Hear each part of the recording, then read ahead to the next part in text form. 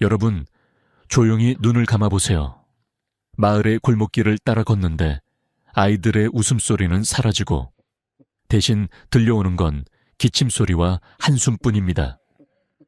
불과 10여 년 전만 해도 운동장에서 뛰놀던 아이들의 발자국 소리가 가득했는데 지금은 병원 대기실이 가장 붐비는 공간이 되어버렸습니다. 이 장면은 단순한 농촌 풍경이 아닙니다. 이미 우리 눈앞에 다가온 사회의 얼굴입니다. 바로 초고령 사회라는 거대한 파도가 조용히, 그러나 무섭게 우리를 덮치고 있는 순간이지요. 많은 분들이 아직은 괜찮다고 말합니다. 그때 가서 생각하면 되지. 지금은 내 일이 아니라고요. 하지만 제가 직접 본 현실은 그 말이 얼마나 위험한지 보여줍니다. 작은 시골 마을에서 경로당 문이 닫히고 시장은 한산하고 오직 약국과 병원만이 활기를 띠는 풍경. 이건 먼 미래가 아니라 우리가 이미 서 있는 오늘입니다. 그리고 그 변화는 시골에만 머무르지 않습니다. 서울, 부산, 인천 같은 대도시 한복판에서도 동일한 변화가 이미 진행 중입니다. 제가 이런 이야기를 꺼내는 이유는 단순히 두려움을 주기 위해서가 아닙니다. 오히려 두려움 뒤에 숨어있는 진짜 메시지를 드리기 위해서입니다. 우리가 미리 준비하지 않으면 다가올 파도는 더 거세게 우리를 덮칠 것이고 준비한 사람과 준비하지 못한 사람의 삶은 하늘과 땅만큼 달라질 것입니다. 여러분, 혹시 기억하시나요? 불과 몇 달 전까지만 해도 노인 인구가 늘어난다는 기사는 먼 이야기처럼 들렸습니다. 하지만 이제는 다릅니다. 버스 정류장에서, 은행 창구에서, 동네 공원에서 우리는 이미 그 현실을 몸소 느끼고 있습니다. 젊은 세대보다 노인의 얼굴이 더 익숙해지는 사회.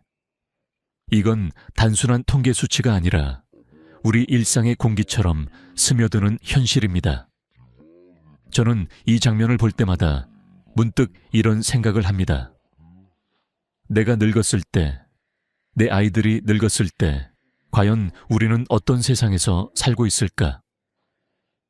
단순히 나이가 드는 문제가 아니라 사회 전체가 함께 늙어가고 있다는 사실이 더 큰 문제입니다. 그래서 이 이야기를 꺼내는 순간은 마치 집안에 울리는 경종소리와도 같습니다. 지금 깨닫지 못하면, 준비하지 못하면 손쓸 틈도 없이 무너질 수 있다는 경고음이죠. 여러분, 그렇다면 왜 이 이야기가 지금 우리에게 중요할까요? 단순히 오래 사는 게 문제가 아닙니다. 어떻게 사느냐가 문제입니다. 길 위에서 만나는 세 사람 중 한 명이 노인이 되는 사회. 여러분이 타는 버스 좌석 절반이 어르신으로 채워지고 병원 예약은 몇 주 뒤로 밀리고 시장 상인들도 대부분 70대가 넘는 시대가 옵니다. 그 시대는 우리를 기다려주지 않습니다. 이미 발걸음을 재촉하며 다가오고 있습니다.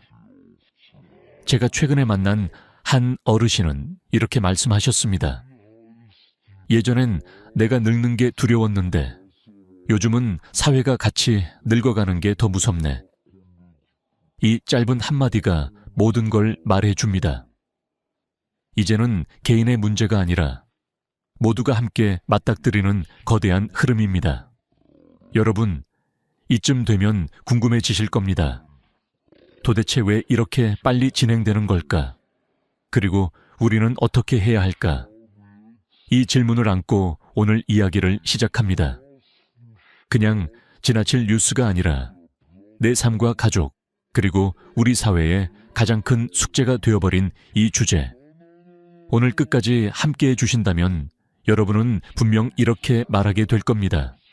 지금 당장 준비해야겠다. 오늘 이 영상은 여러분의 하루를 흔드는 충격일 수도 있습니다.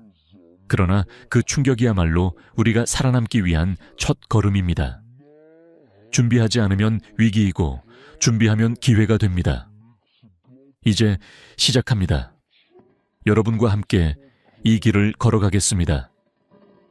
여러분, 이제 본격적으로 거울을 들여다볼 시간입니다. 초고령 사회라는 단어, 익숙하지만 제대로 이해하는 사람은 많지 않습니다. 단순히 노인이 늘어난다는 뜻일까요? 아닙니다. 유엔에서는 65세 이상, 인구가 전체의 20%를 넘을 때를 초고령 사회라 정의합니다. 중요한 건 그 시점이 바로 지금 우리나라에 도착했다는 사실입니다. 2025년, 한국은 이미 그 문턱을 넘었습니다. 여러분, 일본이 같은 지점에 도달하는 데 걸린 시간이 36년이었습니다. 그런데 한국은 단 26년 만에 도착했습니다. 세계에서 가장 빠른 속도로 늙어가는 나라, 그게 바로 우리입니다. 왜 이렇게 짧은 시간 안에 변화가 일어났을까요? 단순한 우연이 아닙니다. 우리의 생활 방식, 사회 구조, 가치관이 순식간에 바뀌어버린 탓입니다. 한번 상상해 보세요. 길에서 세 사람을 만났는데 그중 한 명이 65세 이상입니다. 이건 단순한 통계가 아니라 앞으로의 일상 풍경입니다. 버스 정류장에서 줄 서 있는 10명 중 3명, 시장의 손님 절반, 병원 진료 대기실에서 자리를 가득 채운 어르신들. 이 모든 것이 당연해지는 시대가 이미 시작된 겁니다. 그런데 문제는 단순히 비율이 아닙니다. 고령화 속도가 너무 빠르다는 데 있습니다. 속도가 빠르면 준비할 시간이 사라집니다. 일본처럼 서서히 적응할 수 있는 기회가 없다는 뜻이죠. 한 세대가 미처 대책을 마련하기도 전에 다음 세대가 곧장 부담을 떠안게 되는 겁니다. 이게 바로 우리의 가장 큰 위험입니다. 제가 얼마 전 만난 한 교수님은 이렇게 말했습니다. 한국의 고령화는 마치 브레이크가 고장난 차가 내리막길을 달리는 것과 같다. 여러분, 브레이크 없는 차를 상상해 보세요. 속도는 점점 빨라지고 멈출 방법은 보이지 않고 결국 충격은 더 크게 다가옵니다. 초고령 사회라는 단어는 결코 책 속 용어가 아닙니다. 우리 삶의 현실을 비추는 거울입니다. 여기서 중요한 질문이 하나 생깁니다. 우리는 준비가 되어 있을까요? 노후를 위한 자산, 건강관리, 돌봄제도, 가족 간의 합의. 과연 우리는 충분히 갖추었을까요? 솔직히 말하면 많은 사람들이 아직 괜찮다며 미루고 있습니다. 하지만 초고령 사회는 우리를 기다려주지 않습니다. 지금 준비하지 않으면 내일은 너무 늦습니다. 저는 이 거울 앞에서 늘 두 가지 얼굴을 봅니다. 하나는 두려움입니다. 사회 전체가 늙어간다는 사실 앞에서 우리는 무력해 보일 수 있습니다. 그러나 또 다른 하나는 기회입니다. 미리 준비한 사람만이 얻을 수 있는 지혜와 여유. 준비하지 않으면 위기이지만 준비하면 오히려 삶을 더 깊게 누릴 수 있습니다. 여러분, 지금 이 순간에도 시계 바늘은 움직이고 있습니다. 그리고 그 시계는 절대 거꾸로 돌지 않습니다. 그렇다면 우리는 무엇을 준비해야 할까요? 지금부터 그 속살을 차근차근 들여다보겠습니다. 여러분, 이제 우리가 마주해야 할 현실의 균열을 들여다보겠습니다. 초고령 사회는 단순히 나이 든 사람이 많아진다는 문제가 아닙니다. 그 밑바닥에는 이미 세 가지 거대한 금이가 있습니다. 경제, 의료, 그리고 고립. 이 세 가지 균열은 조용히, 그러나 무섭게 우리의 삶을 흔들고 있습니다. 첫째, 경제의 균열입니다. 일할 사람은 줄어드는데 돌봄이 필요한 사람은 점점 늘어나고 있습니다. 노동 인구가 줄면 세금을 낼 사람도 줄어듭니다. 세수가 줄어든다는 건 곧 국가 재정의 기반이 흔들린다는 뜻입니다. 그런데 아이러니하게도 복지 지출은 늘어납니다. 노인의 의료비, 연금, 간병비가 계속 올라가기 때문이지요. 결국 이 모든 부담은 누구에게 전가될까요? 바로 지금 일하고 있는 젊은 세대입니다. 내가 낸 세금이 다 어디로 가는 거지? 라는 불만이 쌓이고, 우리는 살아온 세월이 있는데 왜 이렇게 홀대받나? 라는 억울함이 커집니다. 이 갈등의 씨앗은 세대를 가르고 사회 신뢰를 허물게 됩니다. 둘째, 의료 시스템의 균열입니다. 여러분도 이미 느끼셨을 겁니다. 예전에는 병원에 가면 바로 진료를 받았는데 이제는 대기표를 뽑고 오래 기다려야 합니다. 일부 지역에서는 병원 예약이 2, 3주 뒤로 밀리고 간병인을 구하려면 최소 한 달을 기다려야 하는 상황입니다. 이는 단순한 불편이 아니라 생명을 위협하는 문제입니다. 병이 악화되기 전에 진료를 받아야 하는데 기다리다가 기회를 놓치게 되는 경우가 많아지고 있습니다. 의료 시스템이 흔들리면 사회 전체의 불안은 걷잡을 수 없이 커집니다. 셋째, 고립과 외로움의 균열입니다. 통계청 자료에 따르면 65세 이상 1인 가구 비율은 불과 10년 만에 2배 이상 늘었습니다. 나이 들면 자연스럽게 친구와 동료가 줄고 자녀들도 각자 바빠지면서 만남이 줄어듭니다. 결국 하루 종일 대화 한마디 못하고 지내는 날이 많아지는 겁니다. 심리학에서는 이를 사회적 단절이라고 부릅니다. 그런데 이 단절이 길어지면 우울증, 인지기능, 저하, 심지어 사망률까지 높아진다는 연구 결과가 있습니다. 즉, 고립은 단순히 마음의 문제를 넘어 생존의 문제로 이어집니다. 여러분, 이 세 가지 균열은 이미 우리 곁에 다가와 있습니다. 젊은 세대는 경제적 부담으로, 노인은 외로움과 건강 악화로 고통을 겪습니다. 그리고 사회 전체는 점점 더 깊은 불신과 갈등 속으로 빠져듭니다. 제가 아는 한 가정도 비슷한 일을 겪었습니다. 부모님이 치매 판정을 받으셨는데 형제 자매끼리 누가 더 돌볼지, 비용은 누가 더 부담할지를 두고 심한 갈등이 일어났습니다. 평생 함께 웃고 울던 가족이었는데 결국 관계가 틀어지고 말았습니다. 초고령 사회의 균열은 이렇게 개인과 가족, 사회를 동시에 흔듭니다. 여러분, 우리가 이 문제를 외면하면 어떻게 될까요? 균열은 점점 더 깊어지고 결국 사회는 무너집니다. 하지만 이 균열을 직시하고 준비한다면 오히려 튼튼한 다리가 될 수 있습니다. 이제 중요한 건 원인을 아는 일입니다. 왜 이렇게 빨리 금이 가고 있는 걸까요? 다음으로 그 이유를 깊이 파헤쳐 보겠습니다. 여러분, 그렇다면 왜 이렇게 빠르게 무너지고 있는 걸까요? 한국의 고령화는 단순히 자연스러운 흐름이 아닙니다. 그 뒤에는 뚜렷한 원인들이 숨어 있습니다. 가장 큰 이유는 바로 출산율입니다. 올해 우리나라의 합계 출산율은 6.7명대, 세계 최저 수준입니다. OECD 국가들 중 꼴찌라는 사실 이미 여러 번 뉴스를 통해 들으셨을 겁니다. 하지만 그 수치가 단순한 숫자가 아니라는 점이 중요합니다. 아이가 태어나지 않는다는 건 곧 미래 노동 인구가 사라진다는 의미이고 동시에 사회는 급격하게 늙어간다는 뜻이기도 합니다. 여러분, 예전에는 결혼과 출산이 자연스러운 삶의 과정이었습니다. 그러나 이제는 다릅니다.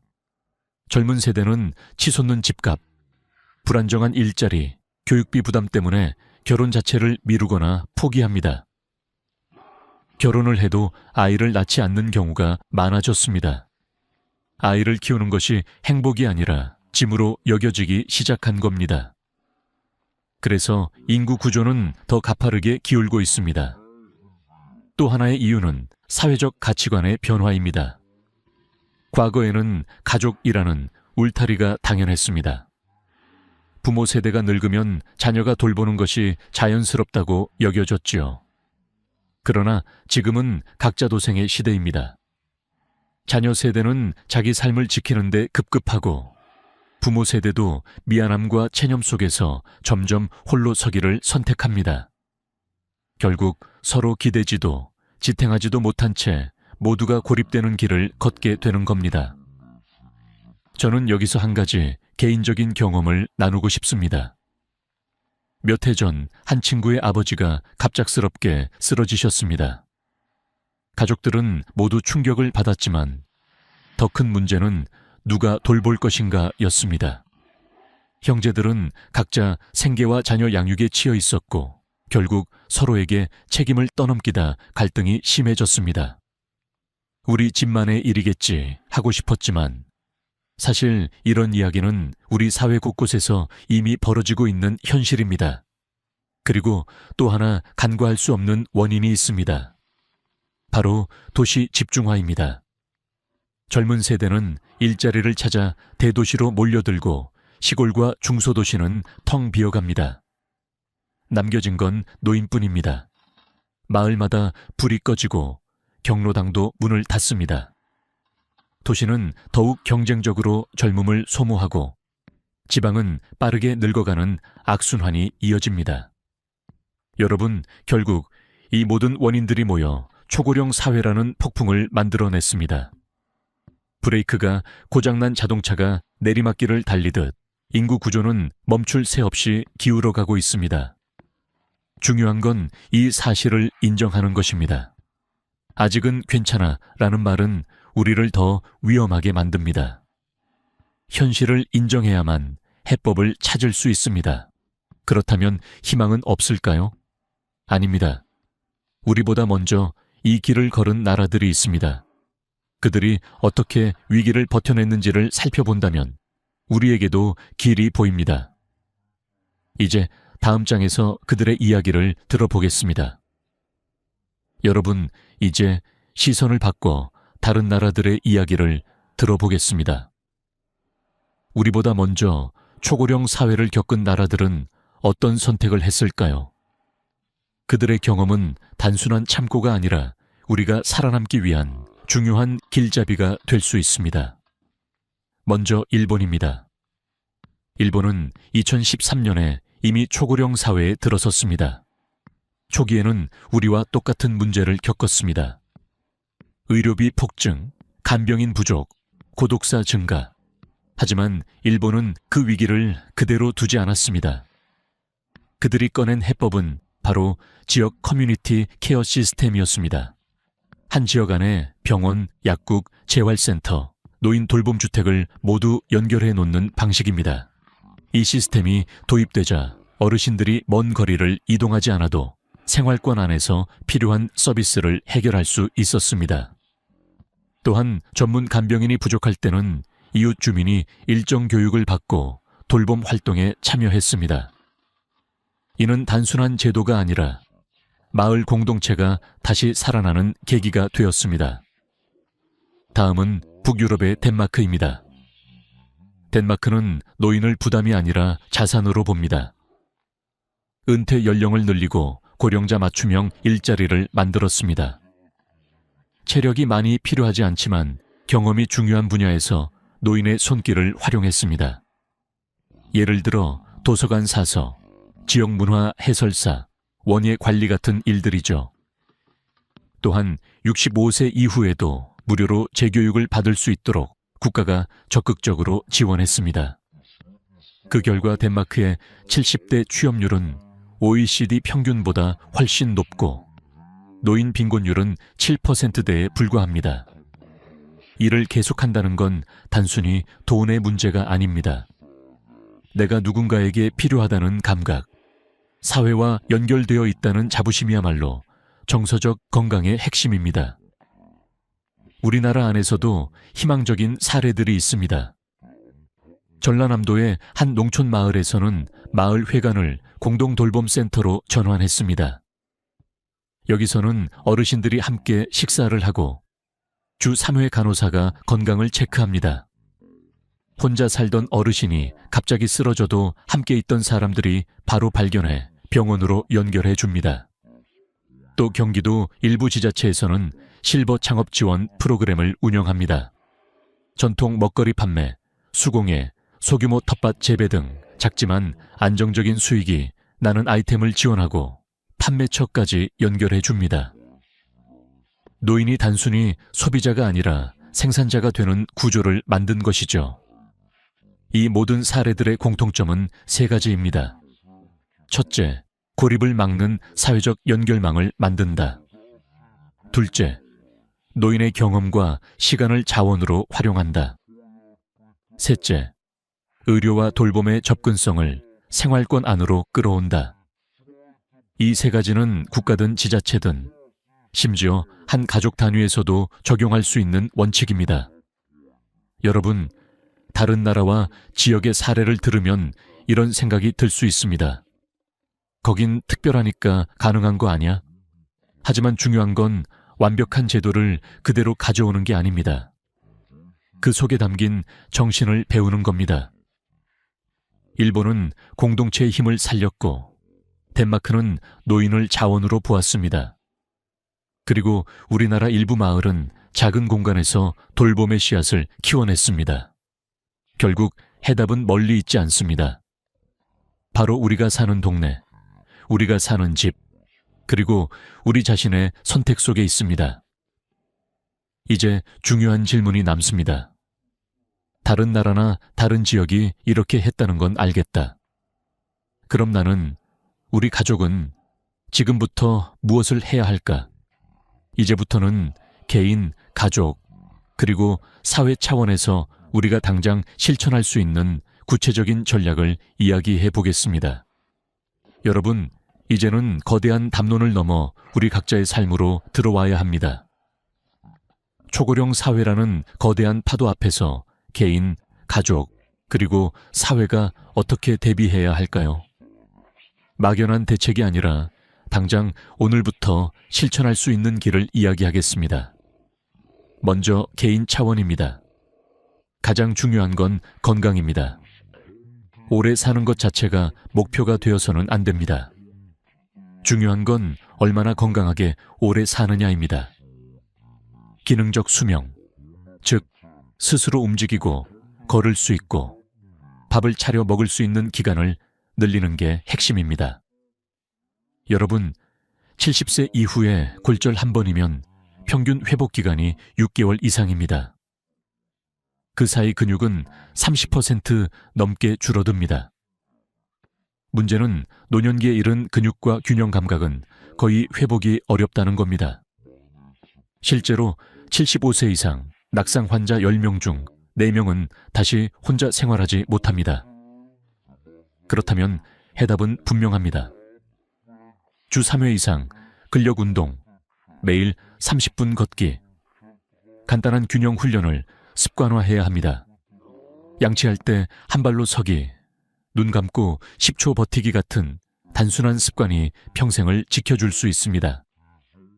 재정적인 대비도 필수입니다. 은퇴 후 20월참 30년은 월급이 없는 장마철과 같습니다. 우산이 없으면 비를 맞고 고생할 수밖에 없습니다. 그래서 필요한 것이 바로 버킷 전략기입니다. 돈을 3개의 주머니에 나누는 겁니다. 첫 번째 주머니는 당장 3년 안에 쓸 돈, 안전한 예금이나 적금에 둡니다. 두 번째 주머니는 3년에서 10년 사이에 쓸 돈, 안정적인 채권이나 배당주에 둡니다. 세 번째 주머니는 10년 이후에 쓸 돈, 장기 성장이 가능한 ETF나 주식에 투자합니다. 이렇게 하면 당위 생활비부터 장기 자산 성장까지 한 번에 설계할 수 있습니다. 중요한 건 돈이 많고 적음이 아니라 흐름이 끊기지 않도록 만드는 것입니다. 연금이든 저축이든 매달 일정한 수입이 들어오게 해야 합니다. 여기에 기술이 더해져야 합니다. 요즘 세상은 디지털을 모르면 혜택을 놓치기 쉽습니다. 복지 신청, 병원 예약, 연금 조회까지 대부분이 온라인에서만 가능합니다. 스마트폰 결제, 온라인 병원 예약, 정부 복지 앱 사용, 화상 통화. 이 4가지는 반드시 익혀야 합니다. 젊은 세대에게는 당연한 일이지만 노년기에도 꼭 필요한 생존 기술입니다. 못 배우면 불편함을 넘어 손해가 됩니다. 배운다면 노후가 훨씬 넓어지고 안전해집니다. 다음은 가족 차원입니다. 초고령 사회에서 가장 큰 갈등 요인은 바로 누가 얼마나 돌볼 것인가입니다. 부모를 부양하는 문제를 막연히 생각하다가는 막상 닥쳤을 때 큰 갈등으로 이어집니다. 그래서 가족 회의를 통해 돌봄 역할을 미리 나누어야 합니다. 병원에 동행할 사람, 생활비를 지원할 사람, 일상적인 돌봄을 맡을 사람. 구체적으로 정하고 문서로 남겨두는 것이 필요합니다. A4 한 장이면 충분합니다. 단순한 메모라도 분쟁 가능성을 크게 줄여줍니다. 상속과 증여, 연명 치료 여부도 미리 합의해야 합니다. 갑작스러운 상황에서 감정이 앞서면 평생의 관계가 무너질 수 있습니다.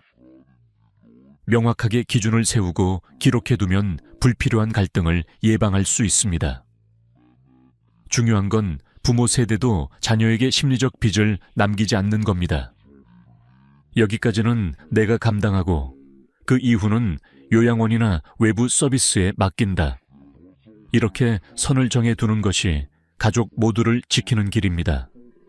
마지막으로 사회 차원입니다. 개인과 가족의 노력이 아무리 크더라도 사회적 울타리가 없다면 한계가 있습니다. 그래서 고령자 재취업 프로그램, 지역 돌봄 공동체, 세대 간 교류가 필요합니다. 70세 이후에도 일할 수 있다는 건 단순한 수입의 문제가 아니라 내가 여전히 필요한 존재라는 감각을 지키는 일입니다. 지역사회 안에 병원, 복지관, 문화시설이 도보 10분 안에 있어야 하는 이유도 여기에 있습니다. 거동이 조금 불편해져도 단절되지 않고 연결될 수 있어야 합니다. 여러분, 준비는 거창한 것이 아닙니다. 오늘 저녁 설거지 후 10분간 의자에 앉았다 일어서기를 해보세요. 스마트폰으로 정부 복지 앱을 한번 열어보세요. 가족끼리 한 장의 메모라도 남겨보세요.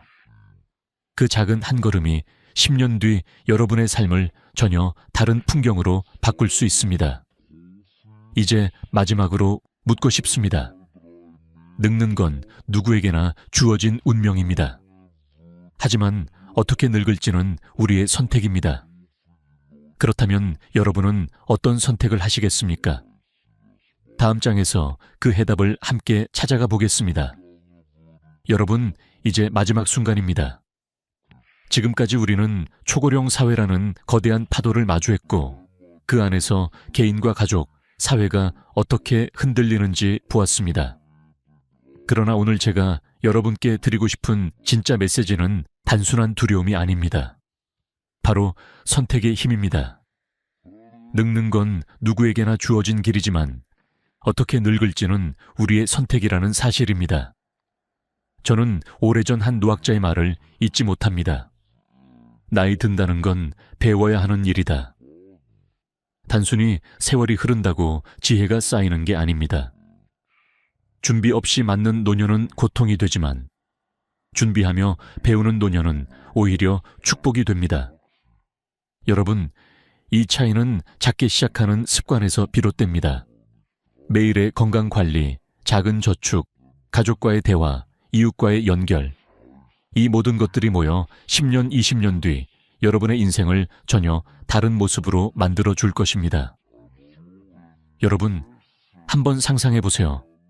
준비 없이 맞이한 80세의 삶은 어떤 모습일까요? 병원 대기실에서 하루를 보내고 경제적 부담에 허덕이고 혼자 쓸쓸히 식탁에 앉아있는 모습일지도 모릅니다. 그러나 준비한 80세의 삶은 다릅니다. 시장을 걸으며 친구와 웃고 자녀에게 부담이 아닌 든든한 존재로 남으며 새로운 기술을 배우며 세상과 연결되어 있는 모습일 것입니다. 같은 나이, 같은 세월이지만 준비의 유무가 이렇게나 큰 차이를 만듭니다. 이제는 질문을 바꿔야 합니다. 언제 늙을까가 아니라 나는 어떻게 늙을까입니다. 그리고 그 답은 오늘 여러분이 내딛는 작은 걸음 속에 있습니다. 건강을 위한 10분의 운동, 연금을 점검하는 짧은 시간, 가족과 나누는 대화 한마디. 그 한 걸음이 바로 여러분의 내일을 바꿉니다. 저는 오늘 이야기를 마무리하면서 다시 한번 묻고 싶습니다. 여러분이 생각하는 행복한 노년의 조건은 무엇입니까? 건강, 사랑하는 사람, 경제적 자유, 마음의 평화. 어떤 답이든 좋습니다. 중요한 건 지금부터 그 답을 향해 한 발을 내딛는 겁니다. 준비하지 않으면 위기지만 준비한다면 그건 새로운 시작입니다. 여러분, 오늘 이 영상이 단순한 지식이 아니라 마음속 울림으로 남기를 바랍니다. 누군가에게는 지금 당장 운동화를 꺼내 걷게 하는 계기가 되고 또 누군가에게는 가족과 대화의 자리를 만드는 이유가 되기를 바랍니다. 그리고 언젠가 오늘을 떠올리며 그때 시작하길 정말 잘했어 라는 말을 하실 수 있기를 바랍니다. 끝까지 함께해 주신 여러분께 깊은 감사를 드립니다. 이 영상이 도움이 되셨다면 소중한 분들과 공유해 주세요. 그리고 구독과 좋아요는 저에게 큰 힘이 됩니다. 여러분과의 연결이야말로 제가 이 길을 계속 걷게 하는 가장 큰 이유입니다. 우리 함께 배워가며 늙어가 봅시다. 준비된 노년, 행복한 노년으로 나아가는 길. 여러분, 오늘도 건강하고 평안한 하루 되시길 바랍니다.